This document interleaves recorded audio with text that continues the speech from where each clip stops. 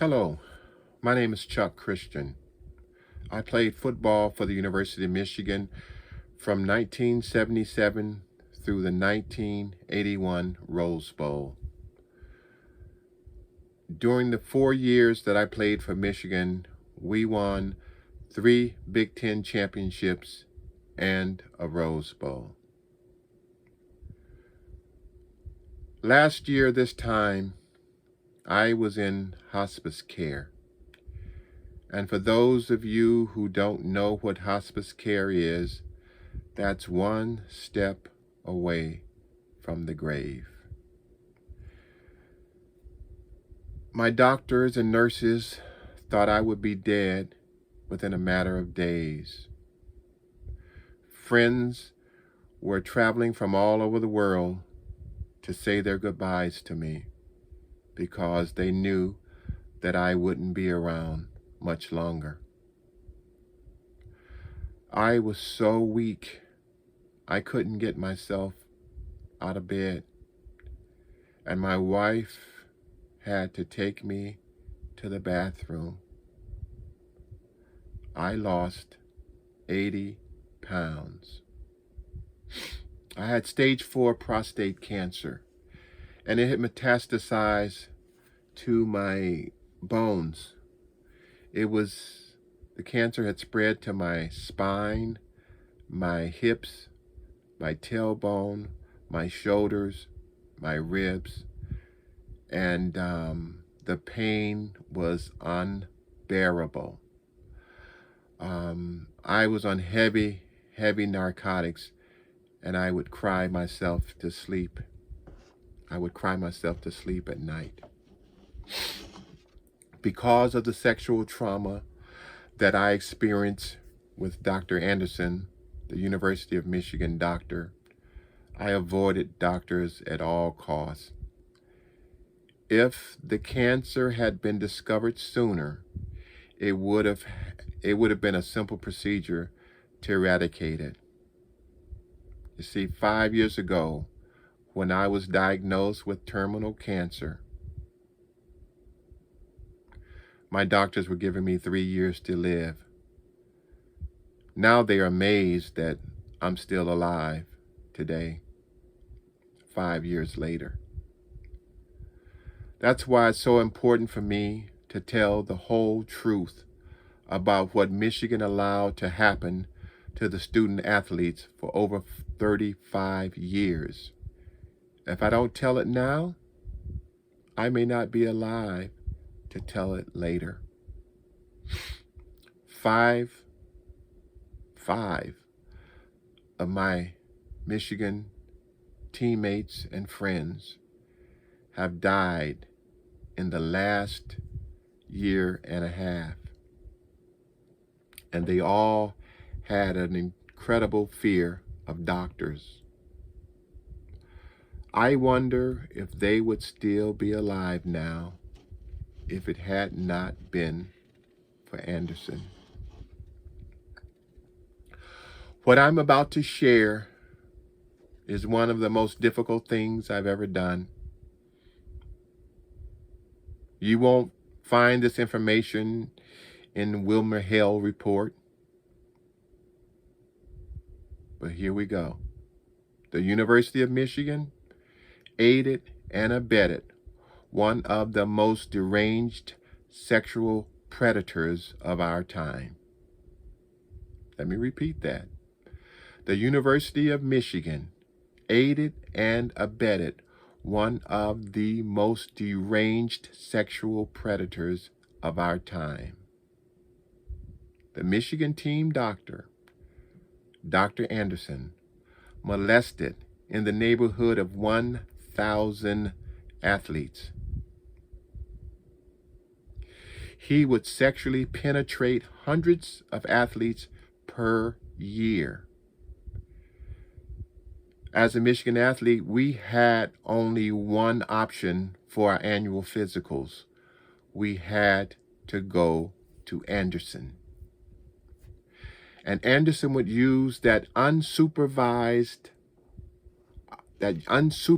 time with the student athlete to fondle masturbate, and digitally penetrate the 18 through 22-year-olds. He also performed oral stimulation on some of the players as well. Players who refused to allow Anderson to penetrate them were punished by the coaching staff. Players were not allowed to practice if they didn't have a complete physical. And according to Anderson, a complete physical consisted of anal penetration. That was a mandatory part of the physical. Some would say that the trainers and coaches didn't know what Anderson was doing to us, but that's not true. Trainers and coaches joked about us having to get physicals from Anderson. They knew that if a player hurt his toe, that Anderson would use that as an excuse to fondle that player and to digitally penetrate that player as well.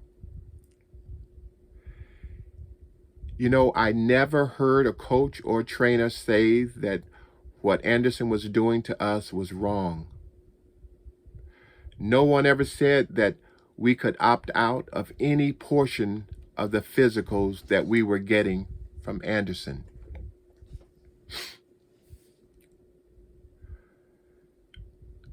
When ESPN did an article on me, my phone began to ring, and I began getting dozens of calls from former players. And I received over 40 calls the first week. Some never said hello. They just started crying. Grown men crying like little boys. They said, "Thanks, Chuck, for telling our story." And they began to share more of their stories with me.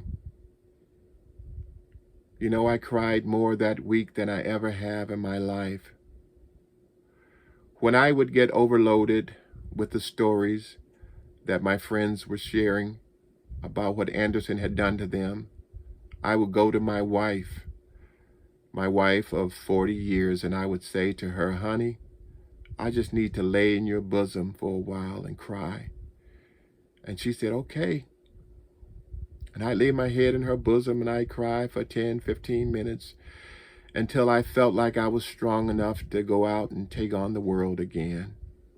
It was so hard.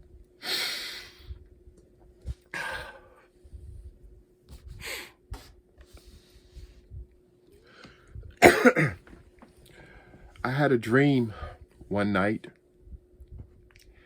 and in the dream,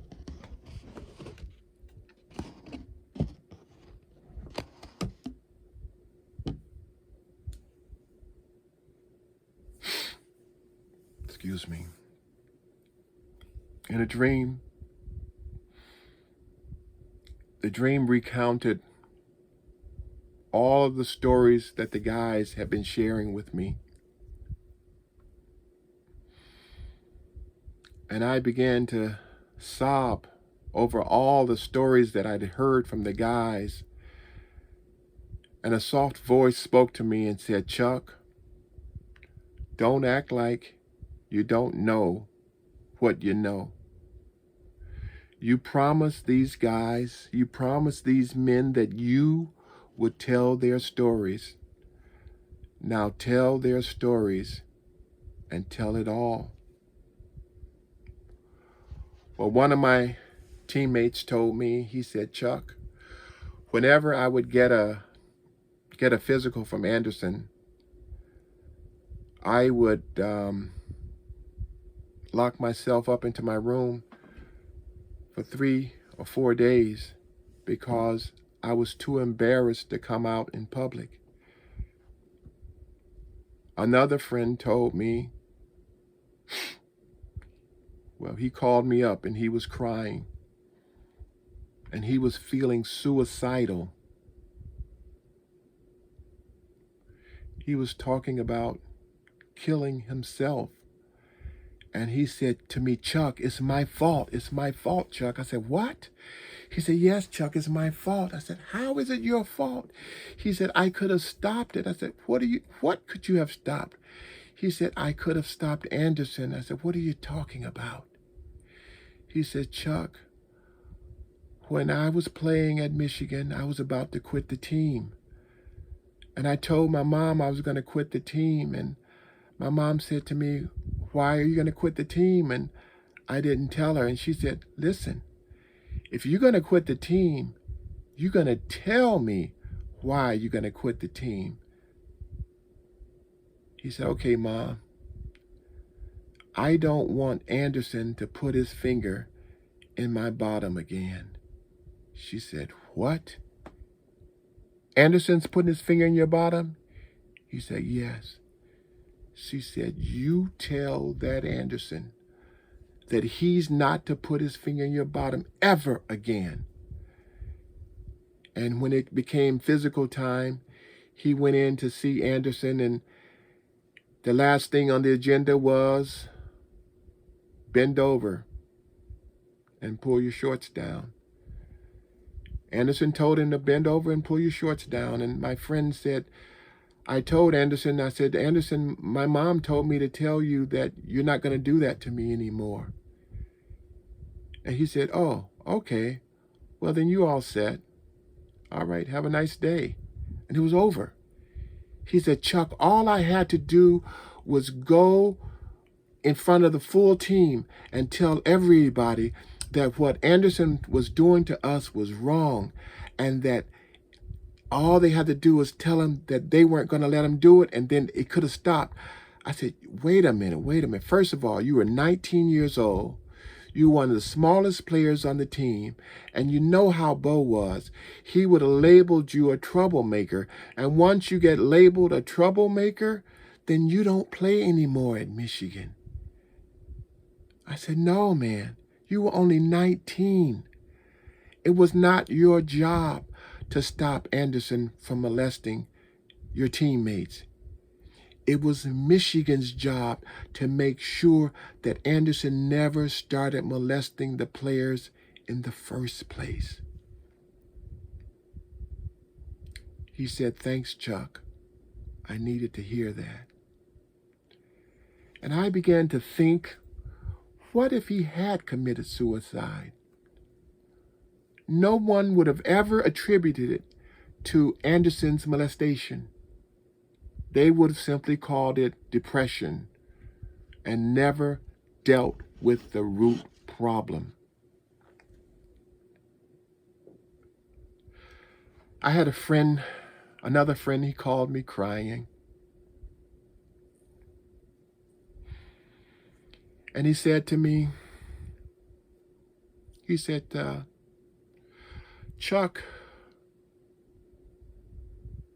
I went to see Anderson for a medical reason. And the next thing you know, Chuck, he said to me, I had to pull my pants down, and he stuck his finger up my behind. And then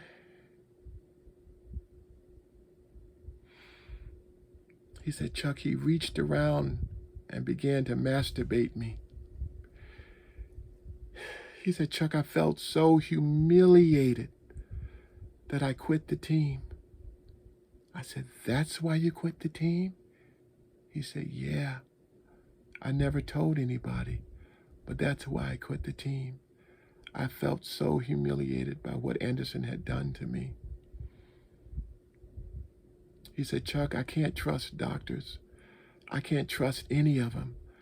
And ever since my days at Michigan, I haven't trusted a doctor since. I said, but man, you need to go see a doctor. You're overweight, you're big, you got high blood pressure. You need to go to a doctor. He said, no, Chuck, I can never go to a doctor. I don't trust them. And I begged him. I said, go get blood work done so you can see if you have any prostate issues or anything like that. He said, no, Chuck, I won't go to a doctor.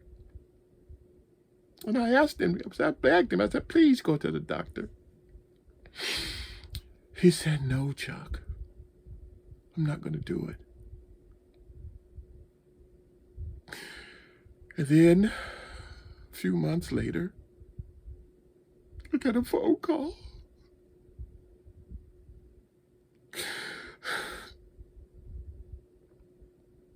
Four o'clock in the morning, his sister called me, and she said, Chuck, I just wanted you to be the first to know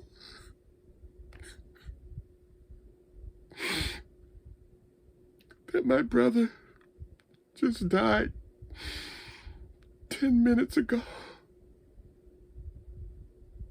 I said, what happened? She said, I don't know, Chuck. I don't know.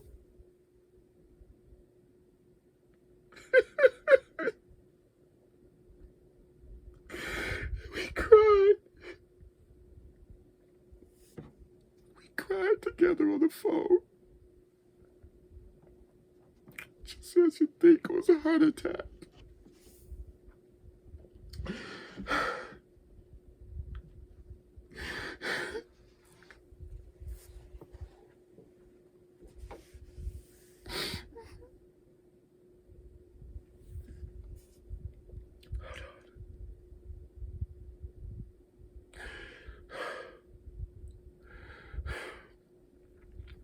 I had 3 friends. They called me and they all said basically the same thing. They said, Chuck, I feel like Anderson took my manhood. And I find myself sleeping with lots of women because I'm trying to get my manhood back. Even after they got married, they were still having trouble with their manhood. The sexual cycle continued. Whenever they would feel ashamed, they would sleep with more women. They would sleep with more women. And they were all 3 of these men were having trouble being faithful.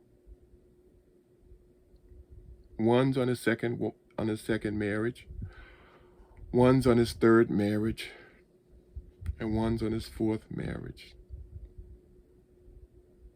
This is the stuff that you don't see in the Wilmer Hale report. I have another friend.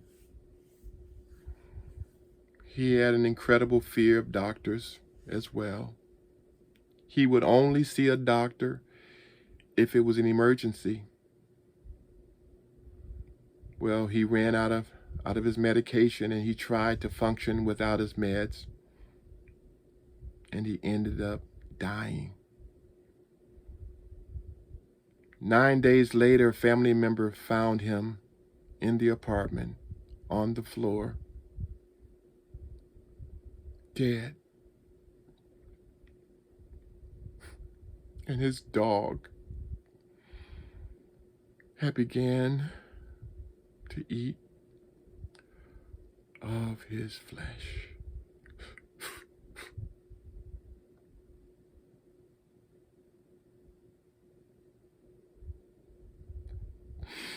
This is the kind of stuff that we have to deal with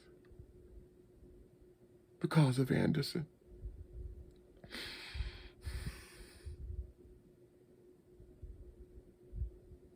Another one of my friends, he said to me, Chuck, I battled with drugs and alcohol for almost half of my life.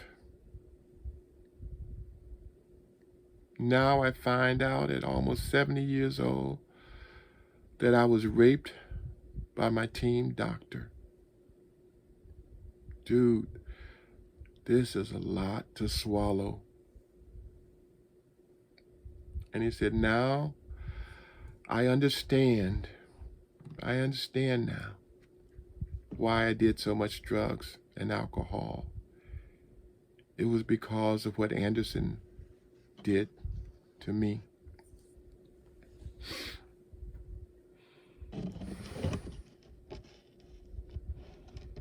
Of the 40 guys that I spoke with that first week, half of them said that they battled with substance abuse and anger issues. 75% of the guys told me that they struggled with sexual addiction and bouts of depression. One of my friends told me, he said that he was walking down the street one day and a man said, "Hey, aren't you so-and-so?" He said, "Yes, I am." He said, "Man, I used to love to watch you play when you were at Michigan." He said, "You were amazing." He's like, "Thank you." And then he said to my friend, "By the way, I knew Dr. Anderson too." He said, "Really?" He said, "Yeah." Dr. Anderson was the guy that you go to when you didn't want to go to Vietnam. He could get you out of Vietnam by writing you a letter. He would write a letter saying that you were homosexual, and all you had to do was present that, and you did not have to fight in Vietnam. He said to me, he said to my friend, he said, sometimes, he said, in order to get the letter from Dr. Anderson, you had to perform a sexual act with him. And he said, sometimes I wonder if it was worth it, because I have to live with what I did.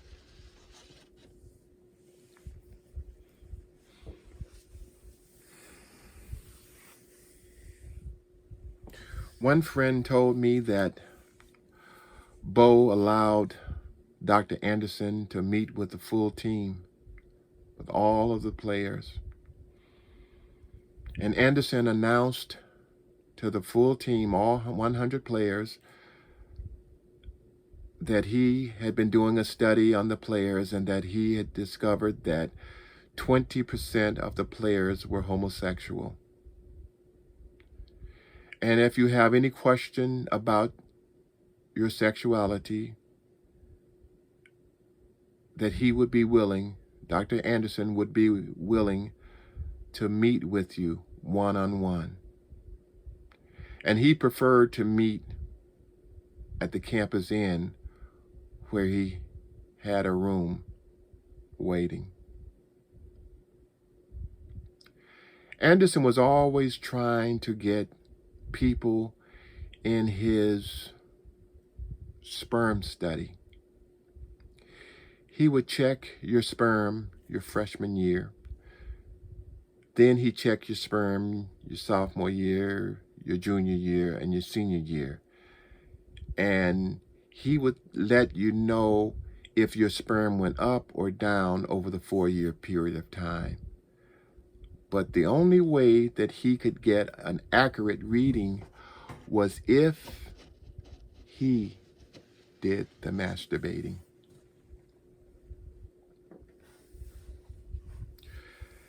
As a player, we tried to tell ourselves that Bo didn't know what Anderson was doing to us. Bo knew everything. Bo used to brag about the fact that he knew everything.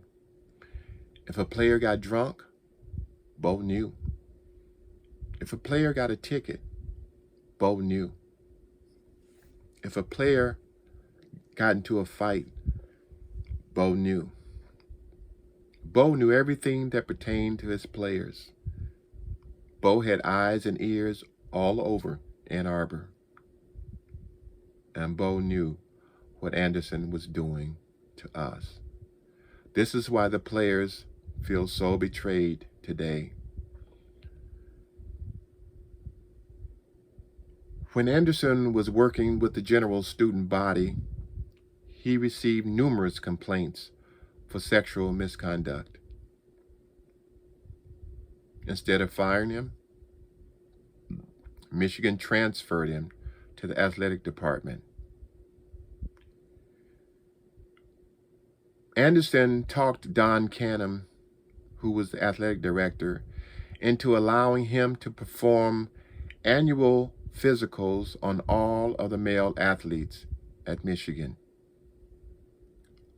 All physicals consisted of anal penetration and fondling of the genitals.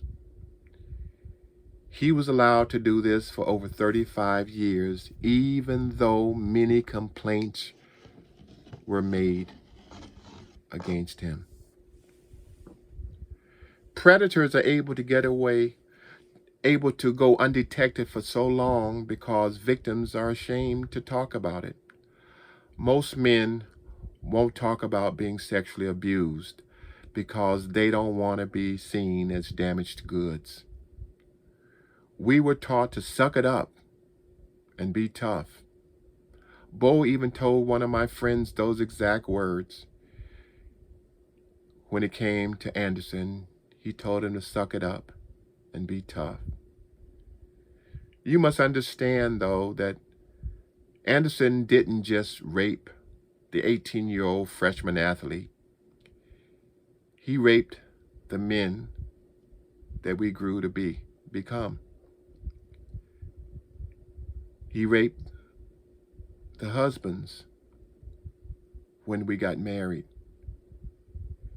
He raped the fathers of our children. He raped the grandfathers of our grandchildren. He raped us of who we should have been. That man impacted multiple generations, and we will never know how many generations he's affected. All because Michigan didn't have the guts to stop him when they knew that Anderson was completely out of control. All it would have taken was for one man to stand up for us.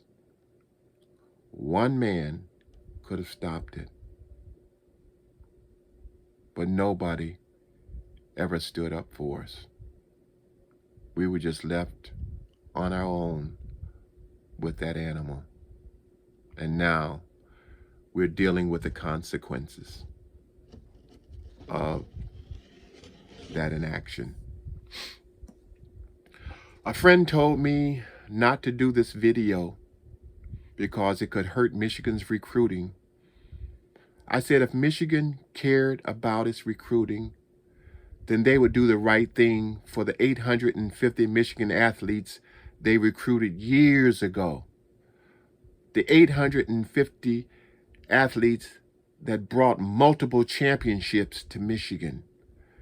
The 850 that made Michigan a powerhouse. The 850 that bled for Michigan.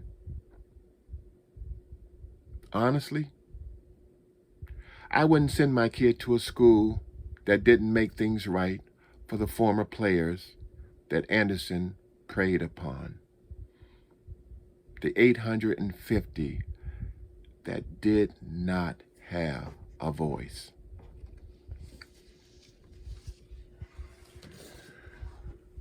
A Michigan wrestler wrote a 9-page letter to Don Canham and the wrestling coach. The letter exposed the inappropriate sexual activities of Anderson with his fellow teammates. Don Canham and the wrestling coach labeled the wrestler a troublemaker and kicked him off the wrestling team and stripped him of his scholarship. Decades of players have been molested since that letter was written. And I was one of them.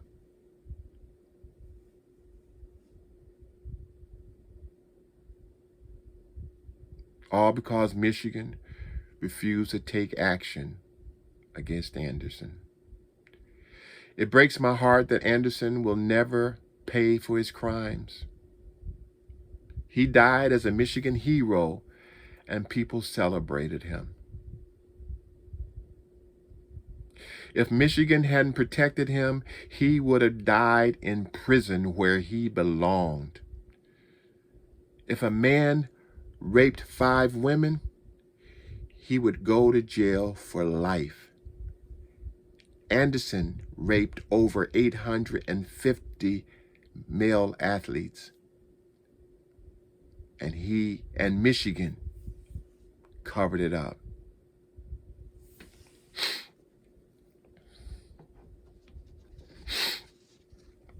The hardest thing I ever did was tell my kids that I was dying of cancer. That was so hard. My kids used to call me Superman because they thought I was invincible. The second hardest thing I ever did was tell my kids that I let a man rape me for 4 years, and I didn't even know it. As a 62-year-old grandfather, I see life a lot more clearly now. As an 18-year-old freshman, I just wanted to play Michigan football and be a Michigan man. Bo told us that those who stayed would be champions. And he was right.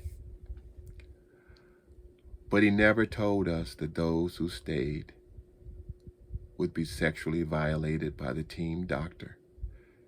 Because if he had, we would have been gone, and there would have been no championships.